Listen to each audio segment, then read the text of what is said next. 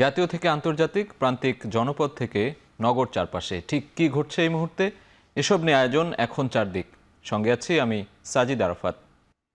পালিয়ে যাওয়া উত্তরা পূর্ব থানার সাবেক ওসি শাহ আলমকে আটকের জন্য রেড অ্যালার্ট জারি করেছে পুলিশ। শুক্রবার বাদ জুমা স্থানীয় ছাত্র জনতার বিক্ষোভ মিছিলে এসে উত্তরা জোনের উপ পুলিশ কমিশনার রওনক জাহান এ তথ্য জানান।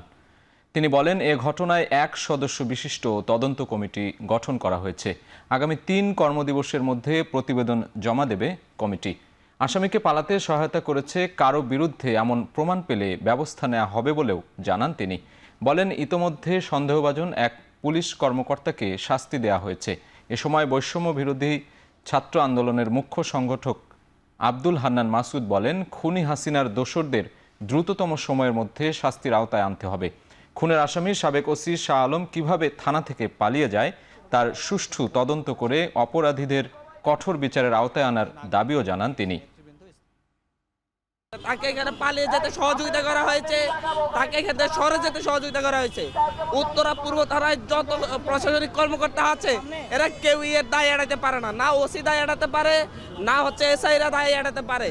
কারণ এদের বিরুদ্ধে ব্যবস্থা নিতে হবে আর দ্রুততম সময়ের মধ্যে শাহ আলমকে অ্যারেস্ট করে নিয়ে আসতে হবে, গ্রেপ্তার করে নিয়ে আসতে হবে। তাকে অ্যারেস্ট করার সমস্ত ব্যবস্থা আমরা করেছি, সুতরাং এটা আমাদের অ্যাচিভমেন্ট ছিল। কিন্তু সেই অ্যাচিভমেন্ট আমরা যাদের গাফলতির কারণে হয়েছে তাদের বিরুদ্ধে আমরা অলরেডি ব্যবস্থা নিয়েছি। আমরা তাদের আরও তদন্ত কমিটি আমরা গঠন করেছি। আমরা প্রতিবেদন চাইব খুব শীঘ্রই।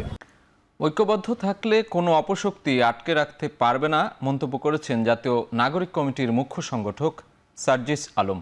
জুলাই বিপ্লবের ঘোষণাপত্রের জনমত তৈরিতে ভোলায় লিফলেট ও বিতরণ সংযোগকালে তিনি একথা বলেন। ঐক্যবদ্ধভাবে হাতে হাত রেখে কাঁধে কাঁধ মিলিয়ে লড়াই করে স্বৈরাচারী খুনি হাসিনাকে দেশ ছাড়া করেছি। বাংলাদেশকে নিয়ে যে শব্দগুলো দেখি সেই শব্দগুলো একটি ঘোষণাপত্রে লিখিত আকারে থাকা প্রয়োজন।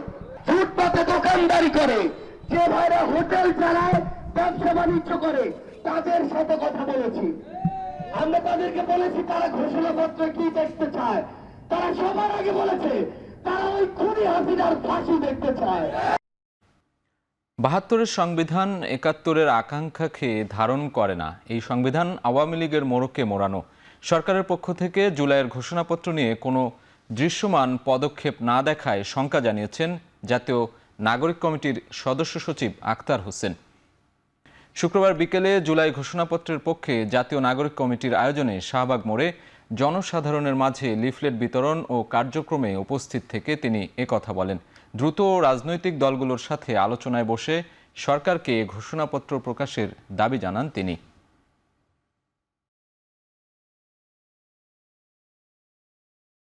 একাত্তরের সাম্য, মানবিক মর্যাদা, সামাজিক সুবিচারের যে কথা বলা হয়েছিল তার ছিটে ফোটাও ৭২-এর সংবিধানে স্থান করে নিতে পারে নাই।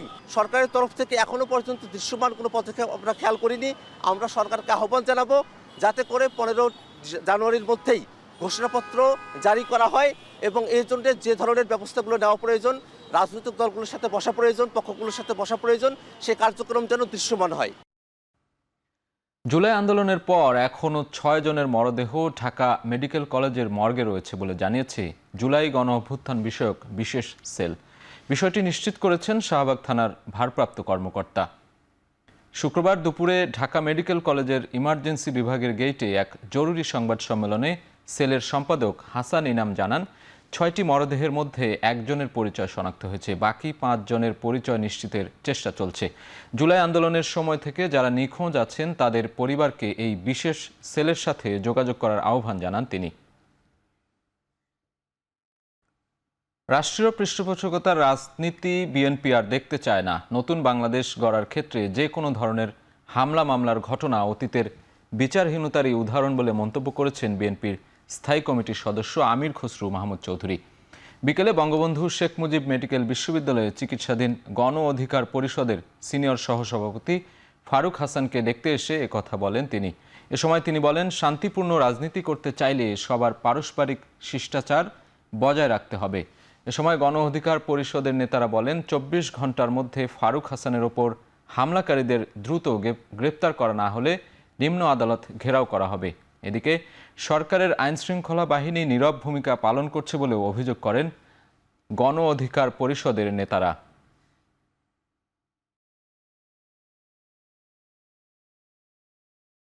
এই সরকার রাষ্ট্র সংস্কার করতে চায়, বিচার বিভাগকে স্বাধীন করতে চায়, কিন্তু আসামিদেরকে 7 দিনও গ্রেপ্তার রাখতে পারল না।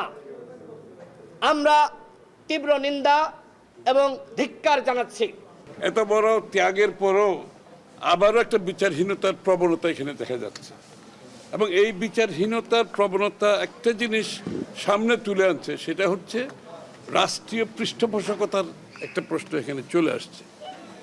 যদি রাষ্ট্রীয় পৃষ্ঠপোষকতায় যদি কাউকে রাজনীতি করতে হয়, কাউকে রাজনৈতিক কর্মকাণ্ড চালাতে হয়, কারোর জন্য যদি সেই সুবিধা সৃষ্টি করতে হয়, তাহলে তো শেখ হাসিনা যাওয়ার দরকার ছিল না, শেখ হাসিনাকে বিদায় করার দরকার ছিল না। তাকে বিদায় করার একমাত্র উদ্দেশ্য হচ্ছে আজকে একটা লেভেল প্লেইং ফিল্ড হবে।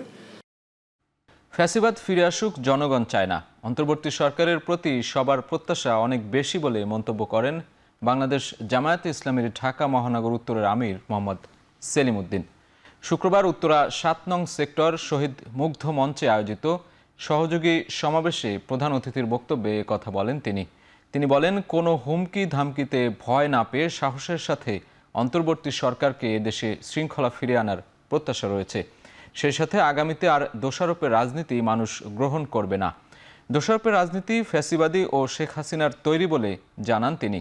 চাঁদাবাজি, টেন্ডারবাজি বা হত্যার রাজনীতি আর চলবে না বলেও হুঁশিয়ারি দেন তিনি।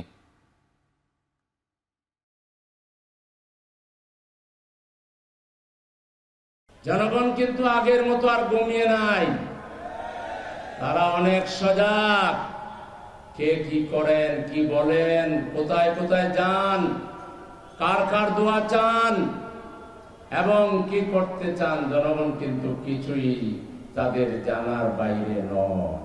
যে কার্ড ব্যবহার করে তাদের চিরস্থায়ী বিদায়ের বন্দোবস্ত করেছিল, একই বোতা কার্ড ব্যবহার করে লাভ হবে না। মানুষ ফ্যাসিবাদের দোষর ভাবতেও পারে। যারা ক্ষমতায় আছেন, জাতির পক্ষ থেকে দায়িত্বপ্রাপ্ত, তাদেরকে বলবো সাহসী হন, আল্লাহর উপর ভরসা রাখেন। দেশের মানুষের চাওয়া বদলে গেছে, আর এই বদলে যাওয়া চাওয়া মেটানোর রাজনীতি ভবিষ্যতে রাজনৈতিক দলগুলো করবে বলে মন্তব্য করেছেন সংস্কৃতি বিষয়ক উপদেষ্টা মোস্তফা সরোয়ার ফারুকী। শুক্রবার সন্ধ্যায় কক্সবাজার শহরে জাতীয় গ্রন্থ কেন্দ্র আয়োজিত বইমেলার উদ্বোধনে এ মন্তব্য করেন তিনি। নতুন বাংলাদেশ গড়তে অন্তর্বর্তী সরকারকে বারবার পরীক্ষা দিতে হচ্ছে জানিয়ে ফারুকী বলেন, জুলাই অভ্যুত্থানের পর যখন পুলিশ ছিল না, তখন সবাই ঐক্যবদ্ধ হয়ে একে অপরের নিরাপত্তা নিশ্চিত করেছে। তবে এটিকে সাংস্কৃতিক পরীক্ষা আখ্যায়িত করে আশা প্রকাশ করেন, গণতান্ত্রিক দেশ গড়তে অন্তর্বর্তী সরকার এ পরীক্ষায় উত্তীর্ণ হবে। এর আগে বিকেলে 4:45টার দিকে বেলুন ও পায়রা উড়িয়ে বইমেলার উদ্বোধন করেন সংস্কৃতি উপদেষ্টা। মেলায় অংশ নিয়েছে বিভিন্ন প্রকাশনীর 70টি স্টল। প্রতিদিন বিকেল 3টা থেকে রাত 9টা পর্যন্ত এবং ছুটির দিনে সকাল 11টা থেকে রাত 9টা পর্যন্ত উন্মুক্ত থাকবে মেলা। এখন যে আমরা নতুন বাংলাদেশ করতে যাচ্ছি, আমাদের আসলে এই পরীক্ষাগুলো কিন্তু বারবার দিতে হবে। যেমন আমরা দিয়েছি 36শে জুলাইয়ের পরে, যখন পুলিশ ছিল না, একে অন্যের পাশে দাঁড়িয়ে, যেমন দিয়েছি বন্যার সময়। আমি বিশ্বাস করি সামনে একটা গণতান্ত্রিক বাংলাদেশ গড়ার ক্ষেত্রে আমরা একই পরীক্ষায় উত্তীর্ণ হব সবাই মিলে। বাংলাদেশের মানুষের চাওয়া বদলে গেছে, এবং এই বদলে যাওয়া যে চাওয়া, সে চাওয়াকে মেটানোর রাজনীতিটাই আমাদের সব রাজনৈতিক দলগুলো করবেন। পান্থকুঞ্জ পার্ক ও হাতির ঝিল ধ্বংস করে এলিভেটেড এক্সপ্রেসওয়ের সংযোগ সড়ক প্রকল্প বাতিল ও পার্কের পূর্বের অবস্থা ফিরিয়ে আনার দাবিতে সাংস্কৃতিক সমাবেশ করেছে পরিবেশবাদী সংগঠন বাংলাদেশ গাছ রক্ষা আন্দোলন। এ সময় সংগঠনটি এলিভেটেড এক্সপ্রেসওয়ে প্রকল্পের কারওয়ান বাজার থেকে পলাশী পর্যন্ত সংযোগ সড়কের পরিবেশগত ও অর্থনৈতিক প্রভাব বিশ্লেষণ করে জনসম্মুখে প্রকাশসহ 4 দফা দাবি জানান। এই দাবিতে তারা 29তম দিনের মতো পান্থকুঞ্জ পার্কে অবস্থান কর্মসূচি পালন করে আসছে।